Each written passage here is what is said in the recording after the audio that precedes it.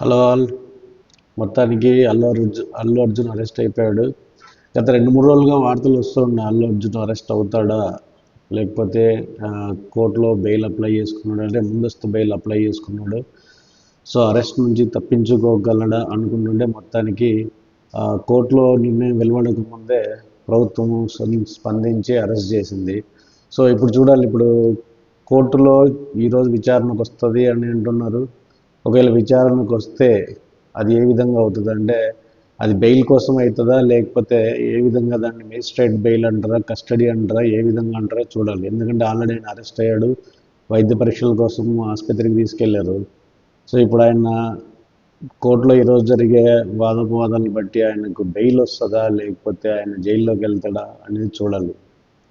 So మొత్తానికి ఒక్కోసారి న్యాయ వ్యవస్థను లేకపోతే ప్రభుత్వాలను చూస్తే ముచ్చటేస్తుంది. కొన్ని విషయాల్లో చాలా సత్వరం స్పందించి ఆ, నిర్ణయాలు తీసుకొని అవి అమలు కూడా పరుస్తారు. బట్ కొన్ని విషయాల్లో కొన్ని సంవత్సరాల అడుగైన సంవత్సరాల తర్వాత కూడా ఎలాంటి నిర్ణయాలు వెలిపుచ్చకుండా దాన్ని అలా కాలయాపన చేస్తూ మరుగున పడేటట్టు చేస్తుంటారు. కొన్ని చాలా క్లియర్ ఎవిడెంట్గా ఉంటాయి, కానీ నిర్ణయాలు ఎవరు తీసుకోరు. అది మీరు ఇవి రాజకీయ పరంగా ఒత్తిళ్ళ, లేకపోతే బంధుప్రీత, లేకపోతే కొన్ని సమీకరణాల వల్ల చూసి చూడనట్టు వదిలేయడం వల్ల. కానీ ఇక్కడికి వచ్చేటప్పటికి చాలా తొందరగా స్పందించారు. ఇందులో ఉన్న రాజకీయ కోణాలు ఉన్నాయా అంటే అది కూడా చూడాలి.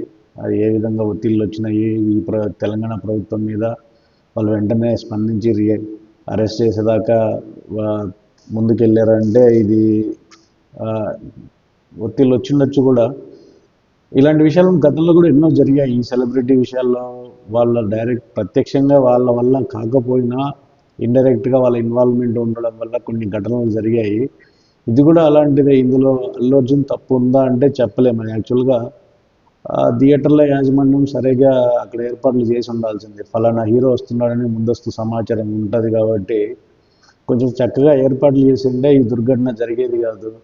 ఆ తర్వాత స్పందించి అల్లు అర్జున్ 25 లక్షలు నష్టపరిహారం ఇస్తాము, వాళ్ళకి ఎప్పుడైనా అవసరం ఉంటే అక్కడ ఆదుకుంటామని కూడా చెప్పాడు. బట్ ఏం చేసినా కూడా పోయిన ప్రాణాలు అయితే రావు. సో దాని మీద కేసు పెట్టి ప్రభుత్వము సత్వర విచారణకు ఆదేశించింది.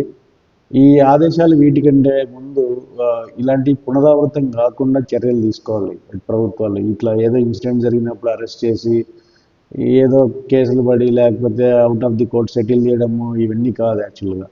ఇలాంటి ఘటనలు మళ్ళీ జరిగే అవకాశం కూడా ఉంది కాబట్టి ఇలాంటి విషయాల్లో, లేకపోతే ఈ వ్యవస్థలో ఎలాంటి లోపాలు ఉన్నాయి, వాటిని ఏం చేయాలి, ఎలా నిన్న మన గైడెన్స్ ఇవ్వాలి, లేకపోతే రూల్స్ను స్ట్రెంగ్తన్ చేయాలి, అలాంటివన్నీ ప్రభుత్వం చూడాలి. ఇప్పుడు అల్లు అర్జున్ ఎలా స్పందిస్తాడో చూడాలి, లేకపోతే అల్లు కుటుంబం కానీ లేకపోతే చిరు కుటుంబం కానీ ఈ విషయంపై ఎలా స్పందిస్తారో చూడాలి.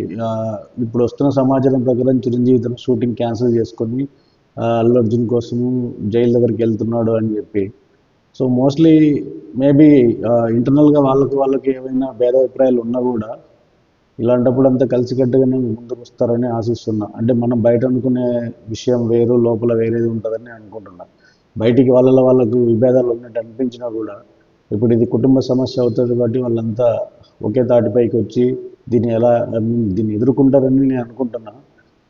చూద్దాం ఎలా ఉంటుంది స్పందన. మన ఉప ముఖ్యమంత్రి స్పందన కానీ లేకపోతే మిగతా కుటుంబ సభ్యులు, నాగబాబు వీళ్ళంతా ఎలా స్పందిస్తారో చూడాలి. అంటే ఇది ఒక ఇన్సిడెంట్ బేస్డ్ యాక్షనా, లేకపోతే పని కట్టుకొని దీన్ని తెర వెనుక కొందరుండి పుష్ చేశారా ఏంటి అనేది will come to know soon.